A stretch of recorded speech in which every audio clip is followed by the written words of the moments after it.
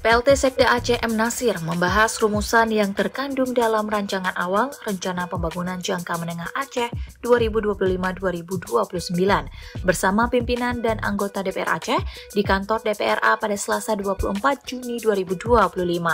Rapat tersebut dipimpin Wakil Ketua DPRA Ali Basrah dan diikuti juga oleh beberapa kepala SKPA terkait, di antaranya Kepala Bapeda Aceh dan Kepala Badan Pengelolaan Keuangan Aceh.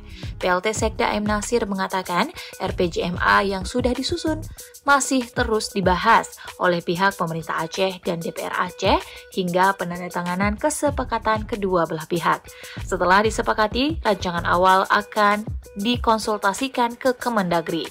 Selanjutnya pemerintah Aceh dan DPRA akan mengajukan membahas hingga menetapkan Kanun RPJMA 2025-2029.